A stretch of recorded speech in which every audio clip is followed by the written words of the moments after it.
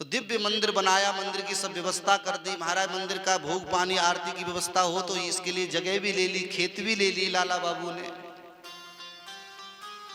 आपने लाला बाबू जी के ठाकुर जी का दर्शन किया होगा, बड़े अद्भुत ठाकुर जी हैं लाला बाबू जी के, जिनका नाम है श्री कृष्ण चंद्रमा जी।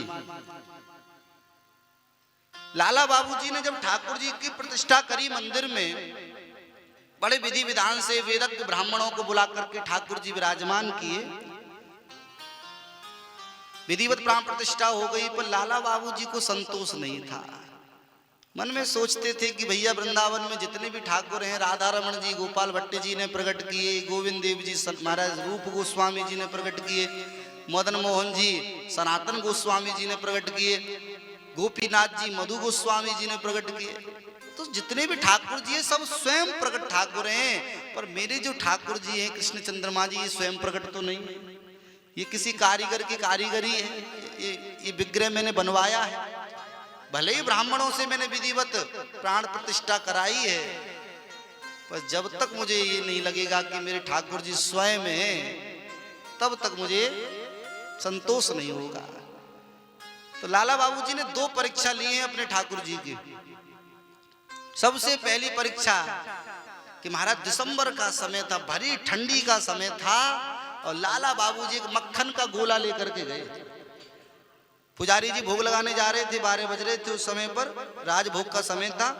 और लाला बाबू जी ने कहा कि क्या करने जा रहे हो? बोले भोग लगाने जा रहे हैं। बोले थाली में मक्खन है? बोले है मक्खन। बोले एक काम करो, भोग बाद में लगाना, पहले इसमें से मक्खन का गोला निकाल के ठाकुर जी के सिर पे रख दो, भारी ठंड में, दिसंबर का समय। अब पुजारी तो समझ नहीं पाया कि ये क्या करना चाहते हैं।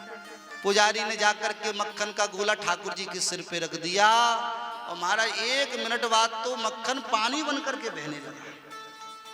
प्रत्येक व्यक्ति के सिर में गर्मी होती है। लाला बाबू जी यही देखना चाहते थे कि यदि मेरे ठाकुर जी स्वयं हैं, ये साक्षात ठाकुर जी हैं, तो ये मक्खन का गोला पिघलेगा। और जैसे महाराज वो मक्खन का गोला रखा, 1 मिनट बाद तो मक्खन का गोला पिघलने लगा पानी बनके। लाला बाबू जी जान गए कि मेरे ठाकुर जी कोई विग्रह नहीं, मेरे ठाकुर जी कोई मूर्ति नहीं, ये तो साक्षात है, साक्षात विराजमान है। फिर भी विश्वास प्रबल नहीं हुआ, तो लाला बाबू जी ने अपने ठाकुर जी की दूसरी परीक्षा ली। लाला बाबू जी ने दूसरे दिन पुजारी से कहा कि ये रुई लो, और ये रुई ठाकुर जी की नाक में लगा दो जाकर के। पुजारी गया, ठाकुर जी की नाक में रुई लगाई, और 1 सेकंड में नाक में से रुई बाहर आ गई। ये प्रत्यक्ष बात है, मन से बना के नहीं बोल रहे हैं। लाला बाबू जी के जीवन की कुछ घटनाएं ऐसी हैं जो बहुत प्रसिद्ध हैं। जब ये घटना घटी तब लाला बाबू जी को विश्वास हो गया, चरणों में पड़ गए, बार बार ठाकुर जी से कान पकड़ के क्षमा मांगते हैं, रोते हैं। बोले ठाकुर मैंने आपकी परीक्षा ली, मुझे आप पर विश्वास नहीं था, और ये अनजाने में बहुत बड़ा अपराध हो गया, क्षमा मांगते ठाकुर जी से। और तब सबसे कहा कि मेरे ठाकुर जी कोई मूर्ति नहीं, कोई विग्रह नहीं, मेरे लाला बाबू जी तो साक्षात विराजमान है। बोलो श्री राधे।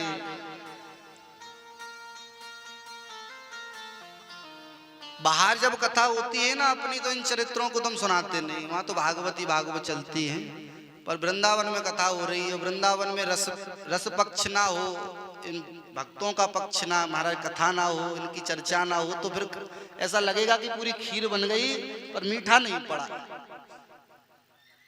खीर में मिठास तो इन भक्तों के चरित्र से आती है, वैसे तो कथा तो मधुरा